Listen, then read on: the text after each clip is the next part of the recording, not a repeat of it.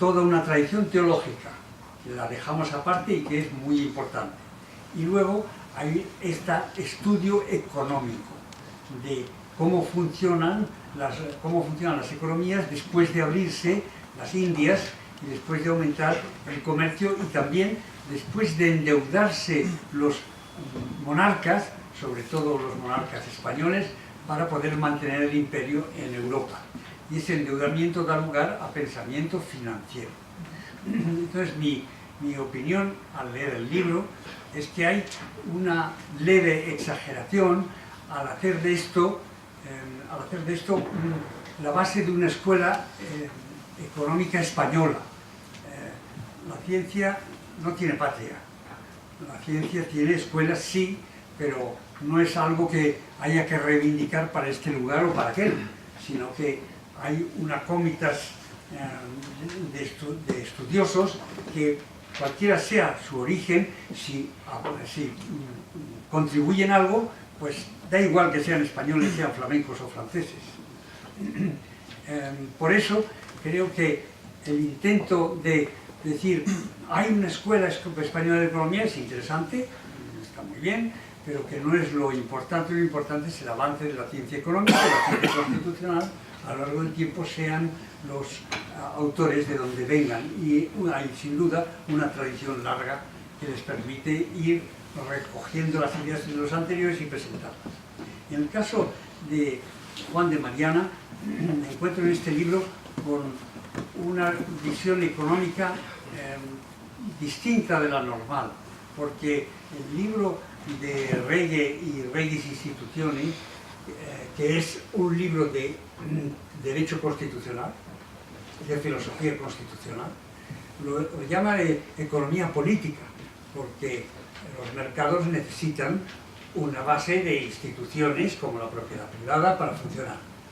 Pero yo he leído ese libro en su día y ahora he vuelto a mirarlo, y ese libro no es en realidad un libro de economía, es un libro de cómo limitar los poderes del gobierno y cómo tiene que ser el príncipe. Y en ese sentido, llamarlo economía política deja de lado todas las contribuciones de economía estricta del propio Juan de Mariana y de los que le habían precedido. Esa denominación indica, si se me permite decirlo, y para que discutamos, indica una visión de lo que es la economía peculiar en el caso del autor.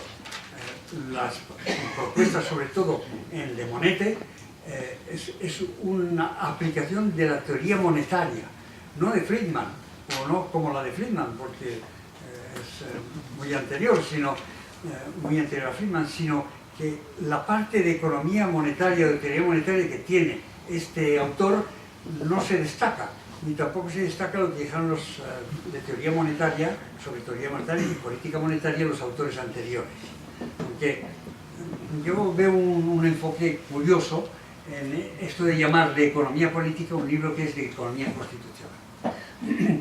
Luego, es cierto que tanto Mariana como los anteriores defendían el libre comercio. Vamos, defendían de derecho natural la libertad de comerciar. Pero España había establecido, más bien Castilla, había establecido un monopolio, el monopolio del comercio con las Indias. De eso no hablan. No he visto ninguno que diga que no debería haber un monopolio de comercio con las Indias. Entonces, digo esto para hacer ver que hay un peligro de anacronismo al estudiar a estos autores. Hay que tener mucho cuidado de establecerlos en su momento. Y ese peligro de anacronismo lo veo en este libro repetido una y otra vez. Siempre esto es muy importante porque luego nosotros con Milton Friedman o con otros hemos propuesto ideas de economía política que tienen alguna relación con esos anteriores. Entonces, el libro tiene mucho de comentario anacrónico. Y lo interesante sería, y va a serlo en el segundo volumen que escriba, seguro, es establecer el pensamiento dentro de su época y mirar a ver si habían hecho propuestas de teoría económica que sean válidas, no tanto desde el punto de vista de hoy, sino desde el punto de vista de entonces. Bien, pues esas ligeras críticas son las que me atrevo a hacer, diciendo que este libro es interesante, pero es un poco estrecho de visión y además casi me atrevería a decir que no es el libro de un historiador de la economía o del pensamiento económico, sino de un historiador constitucional. Muchas gracias, Pedro. Y aquí quedan cosas que vamos a hablar. Bueno, vamos a dejar que intervenga Victoriano en este primer bloque y seguimos con el tema. Pues muchas gracias. Esto se dice siempre cuando uno está en una tesis doctoral o en cualquier acto o mesa redonda, que esto de ser el último, pues tiene sus ventajas y también algunos inconvenientes. Los inconvenientes en este caso concreto son claros porque mi maestro es Pedro Esbart y cuando yo empecé a estudiar a los escolásticos discutimos varias veces al respecto. Por consiguiente, tengo que decir que algo de lo que ha dicho Pedro Esbart estoy muy de acuerdo con él. Pero antes de nada, lo que sí que quiero poner de manifiesto es el gran esfuerzo y la importancia y la cantidad de trabajo que tiene el libro sobre el que estamos discutiendo hoy. Por consiguiente, yo estuve manejando la palabra anacronismo, la he estado manejando todo el tiempo cuando he estado preparando esto y con el libro entre las manos. Yo tengo la suerte de que estuve en la defensa de la tesis doctoral, que es el origen de este libro. Bueno, para entrar en materia, lo primero que tengo que decir que el padre Mariana, la gran ventaja que tiene es que supo escribir dos libros muy delgaditos. Y digo muy delgaditos en comparación con los tratados de Justicia y Jure, por ejemplo, de Domingo de Soto, que es el gran autor y creo que es el más importante de la denominada Escuela de Salamanca, y no digamos, pues exactamente se puede decir lo mismo con otro hermano de religión del padre Mariana, es decir, Luis de Molina, que también tiene un tocho de mucho cuidado, mejor dicho, varios tochos que son de la justicia y del derecho. Por consiguiente, lo primero que hay que decir que la gran ventaja del padre Mariana es la brevedad y la claridad en sus dos publicaciones que se han mencionado aquí, que se ha referido a ellas Pedro, de Reyes e Instituciones, forma parte de la literatura de príncipes. Creo que efectivamente es un libro de filosofía política, aunque en algún momento toque también algunos aspectos monetarios, pero más que otra cosa para decir, oiga, que ustedes tienen que consultar al pueblo si quieren alterar el valor de las monedas. Porque si no lo hacen, pero ahí lo que está es la teoría del consentimiento, que viene desde muy atrás. Viene desde la época medieval. Bien, entonces, creo la primera cuestión que tiene una importancia capital en los libros del padre Mariana, porque son los que se han leído fuera y luego, aunque se escribieron en latín, pero él hizo traducciones y por consiguiente el español era más accesible o tal vez incitaba más curiosidad que el latín. Pero dicho esto, yo creo que el padre Mariana es poco original, es muy poco original. Prácticamente lo que dice de teoría monetaria, que es muy importante porque él contempla por una parte el metalismo, que es lo que creían los medievales que era la condición necesaria y suficiente para mantener estable el valor del dinero.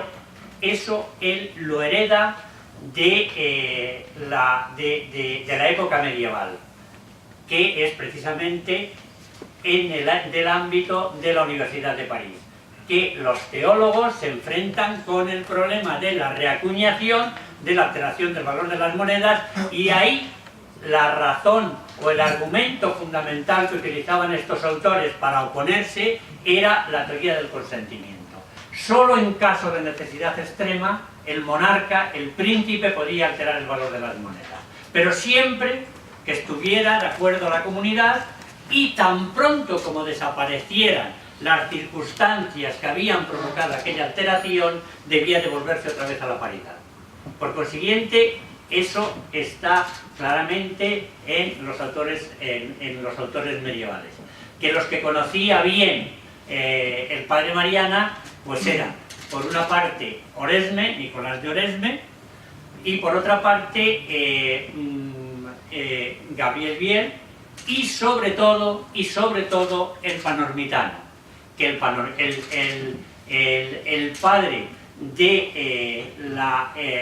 del concepto de la inflación como impuesto está precisamente en el panormitano.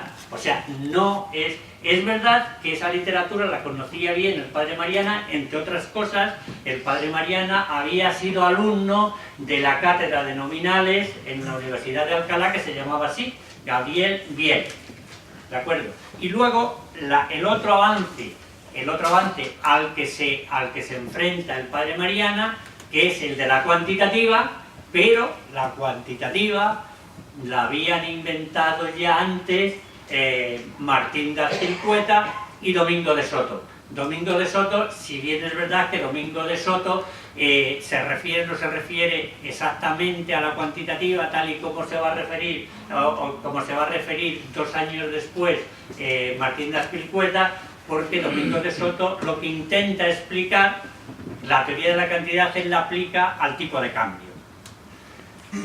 Por consiguiente, lo de la cuantitativa, que está también en el padre Mariana, pues es algo que él hereda de la denominada, ahora sí, Escuela de Salamanca. Bien, dicho esto, y lo mismo hay que decir en filosofía política. La filosofía política de la que se hablaba antes es lo que yo suelo llamar concepción democrática del poder político, que está en todos los escolásticos, pero que no sabemos muy bien por qué la Facultad de Políticas, que es donde se debieran de haber estudiado estas cosas, solo oír hablar de los escolásticos se santiguaban y salían huyendo. Eran peor que el demonio. Encima habían expirado la dictadura del general Franco. No estoy hablando de memoria, eso lo he escuchado yo en una tesis doctoral en la Facultad de Política. Precisamente la tesis doctoral versaba sobre el concepto de libre albedrío en Luis de Molina y Francisco de Vitoria. Y el director de aquel departamento, que no voy a nombrar, pues lo voy a nombrar, como lo dice mi maestro, pues yo, además me enseñó a ejercer de kamikaze muchas veces, por consiguiente lo voy a decir. Un ilustre catedrático de la Facultad de Políticas, que es Antonio Lorza, que escribe mucho en los periódicos, pues cuando yo le pregunté, pero oye, ¿tú has leído algo de los escolásticos? Me dijo, yo tengo otras cosas más importantes que hacer que enfrentarme con esta clericalia que bastante hemos tenido que en sus lecturas se fundamentó. No creo que ninguno de esto, a lo mejor me puede corregir Juan Velarde, pero no creo que ninguno de los gerifaltes de la dictadura se hubieran leído a estos autores. Sí hubo algunos que cooperaron con estos autores, pero que fueron ilustres investigadores al respecto, como son José Larraz y ¿quién hace la introducción? Ullastres. Que precisamente sí que conocían muy bien las obras de estos autores. Pues bien, vamos a ver, no sé si puedo hacer un comentario de de los tres, digo, de los puntos del punto primero. De Francisco de Vitoria, importancia del marco institucional escolástico que definió y su influencia en los autores posteriores. Lo del marco institucional, este es otro anacronismo importantísimo. Vamos a ver. Estos autores, como también ha señalado muy acertadamente Pedro Svat, defienden dos instituciones de capital importancia, que son